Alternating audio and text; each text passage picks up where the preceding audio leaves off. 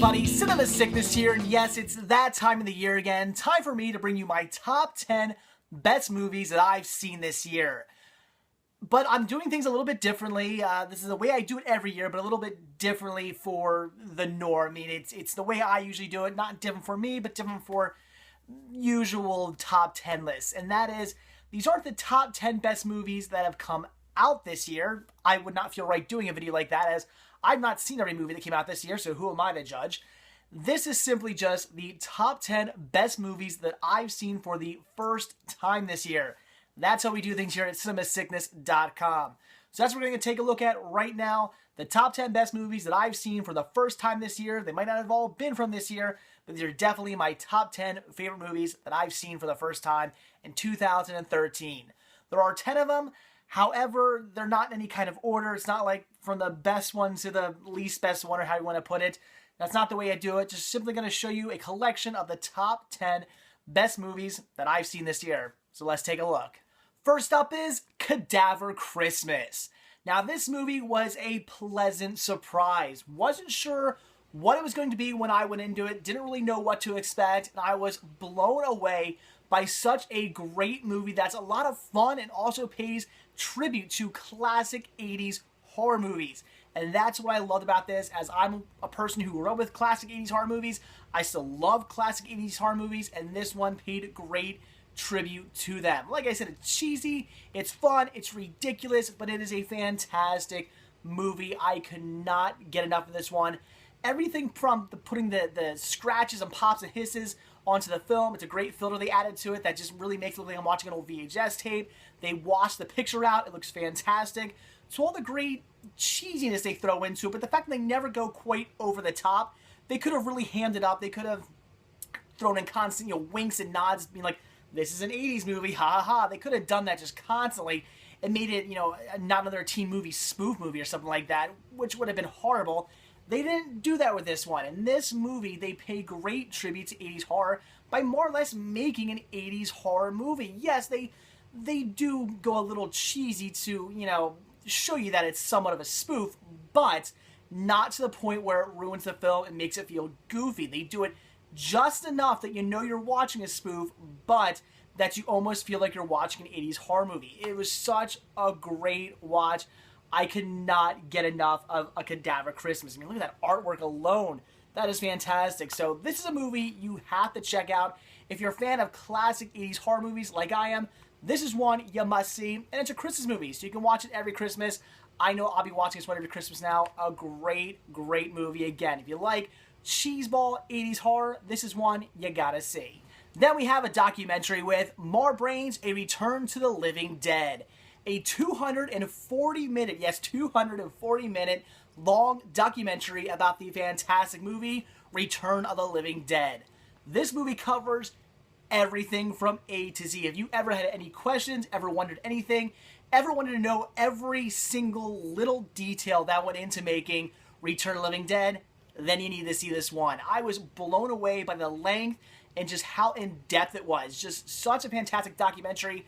By far one of the best horror documentaries I've ever seen in my entire life. I've seen some great ones out there, but none that cover as much as this one does.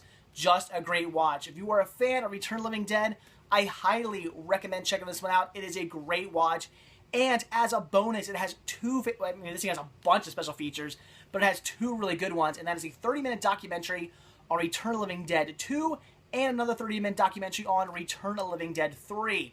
So you're getting almost 3 documentaries in this. Not only a 240-minute documentary on the first movie, but 2 30-minute documentaries on the next 2 films. Just a great buy. This is one you should definitely pick up. You are getting every last cent of your money's worth with this documentary. So again, if you are a fan of Return of the Living Dead or just the series in general, this is something you have to pick up. Every horror fan should have this in their collection. Then, of course, I have to pay tribute to my all-time favorite superhero with Batman, The Dark Knight Returns Part 2. Now, Part 1 was great. I would highly recommend checking Part 1 out. Obviously, watch before you see this one. Great, great movie. It definitely surprised me how great it was. Blew every other Batman movie I've ever seen out of the water. That is until I saw Part 2, where I was just so surprised by how fantastic this was. It's how Batman should be. It's dark, it's gritty, it's raw. They don't hold back on this one. This one is in your face. This is definitely not your kid's movie. We have Joker going around shooting people, not off camera, not firing a gun and you're hearing people's screams. No, people being blown away by the Joker. Batman here, sorry guys, spoiler alert, goes out, kills Joker. Fed up with the game that they're playing. He's like, this is it, this is enough, I've had enough, we're not doing this anymore. Flat out kills him. This is the Batman I've always wanted to see. Plus we have a Batman-Superman battle. Always love when that happens, so just a great watch. If you want to see Batman as he should be, dark, gritty, raw, just a film that does not hold back, a film that just shows you how things are, gives you a real feeling of how the Batman world would be. I mean, again, Joker going around killing people, that's how it is. They hint at that in other Batman movies, or they might show things off screen or something like that, or they might say, oh yeah, he's killed people in the past. No, this one shows him doing it. This is how it should be. It shows Batman being fed up, killing who he needs to kill. Great, great film. Again, part 1 is fantastic. See it first, but then definitely do not miss part 2 here. This movie will just blow you out of the water. This is the Batman movie we should get. This is the cartoon version of a live action movie that we should get. This is the Batman I want to see in theaters, and hopefully, who knows, someday we will. This is great. Definitely check it out. Batman, The Dark Knight Returns, Part 2. Definitely something you need to see if you're a Batman fan or just a superhero fan in general. But obviously, check out Part 1 first. But this is definitely something you should not miss. Then we have Hobo with a Shotgun. Very simple title for a very simple movie. Hobo, fed up with his town, sick of seeing all the crime and just how this town is just going to hell, and thinks, I'm going to clean things up. Gets himself a shotgun, goes to town. Great, great watch. Definitely a movie that pays tribute to classic grindhouse movies, and it's such a fun watch. It's badass, it's cheesy, it's goofy, it's a hobo with a shotgun. What more can I say than that? This movie is a lot of fun. If you just love classic 80s action movies, so that's certainly how this feels. It just feels like a cheeseball classic 80s action movie. Definitely one of the lower grade ones, but in a good way. This is something you gotta check out. So I don't really have much more to say about it. Hobo with a Shotgun. That's exactly what this is, and this is something you need to see. Then, of course, this movie had to make it to the list, and that was Cartoon All-Stars to the Rescue. Just look at that lineup, and you're going to know why I loved this special. And this isn't even everybody. We have more cartoon characters like Ninja Turtles showing up. This was amazing. Now, this is a PSA, an anti-drug PSA, and you would think maybe that would be a little cheesy, maybe it'd be a little preachy. Not really the case. We have all these fantastic characters coming together in one special. Yes, not a bunch of different stories. No, all these characters in one story together, interacting with one another. You're getting Alf and Pooh Bear and the DuckTales, Baby Looney Tunes, the Chipmunks, the Smurfs, Garfield, again, Ninja Turtles, all these great characters interacting with one another. The original animation with the original voices acting together. That just blows my mind. I never saw this when I was a kid, but had I would have just been crazy excited to see this. And like I said, it is an anti-drug PSA, but it's not too preachy. It's actually very well done, where it's not throwing don't do drugs, don't do drugs, don't do drugs in your face and getting really preachy and boring and something kids wouldn't want to see. No, this was actually written as though it was a classic cartoon, just with a PSA anti-drug message thrown in. And, you know, the plot of the story is obviously don't do drugs. It's about a kid on drugs. But again, really well done to the point where it's not overly preachy, keeps you entertained, would definitely keep a kid entertained. And how could a kid not be entertained by all these classic characters coming together in one special? This was amazing. So if you grew up in the 80s and 90s and you know all these classic characters, you're like me, you grew up with these characters throughout your childhood, and this is something you have to see. A little bit rare, a little bit hard to come by. It's only on VHS, never released a DVD, but if you come across this, I cannot recommend enough to pick it up, check it out. If you don't have a VCR player, go out and buy one. It's worth it just for this alone. Seeing all these great characters together in one special blows my mind every time. So definitely something you need to see if you love classic animation from the 80s and 90s. Then we have Old Boy, by far one of the most disturbing movies I've ever seen in my life. It's a great thriller where you spend the entire film trying to figure out why this guy was captured. This guy was captured, kept in captivity. You have no idea why it happens. He has no idea why it happens, and at the end of the movie, when you find out why he was kept in captivity, good Lord, was it ever a fucked up reason. It's a little bit of a revenge story at the end, and my God, does the guy get his revenge. It's insane. The ending of this movie blew me away. It was so twisted, disturbing, disgusting, and in a weird way, amazing, because I did not see that coming. It was just fantastic. Again, in a creepy, disgusting, disturbing sort of way. I feel really weird using the word amazing and fantastic. When you see the ending of this movie, you understand why those words probably shouldn't be used with this. But like I said, I didn't see it coming. It blew me away. One of the best endings to a movie I've ever seen. There is a remake to this. This is the original, but there is a remake. I haven't seen the remake. I think it came out in, October, something like that, October, November. I never got around to seeing it. If you've seen it, let me know if it's any good, but the original is definitely something you need to check out. I guarantee the remake doesn't even come close to this. It's that fantastic of a movie.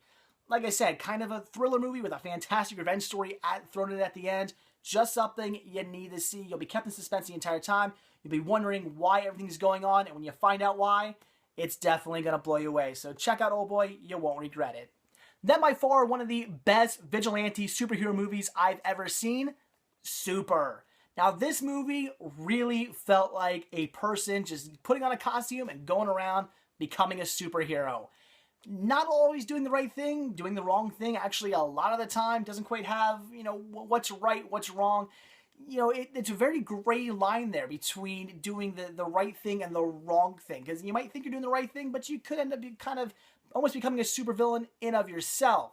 Just a great watch. I mean, he's getting his ass handed to him constantly, as you would. If you decide to become a superhero, you're going to get your ass kicked quite a bit. That's what happens in this movie. It's such a great watch. We have a superhero getting their head blown off. That is such a fantastic scene. They're getting shot at. And, if you're a bunch of superheroes getting shot at, somebody might die. Sure enough, somebody does in this. That scene alone blew me away. You don't see it. One of the main characters dies in this film just by getting shot at. Like what really happened. You're invested in this one certain character. I'm going to try not to spoil things too much, but you're invested in this one character throughout the movie, and they die, just flat out die. No big ending, nothing sappy, just boom, dead. And that's how it would be. I really felt like I was watching a movie about a real guy going out trying to stop crime. Such a fun movie.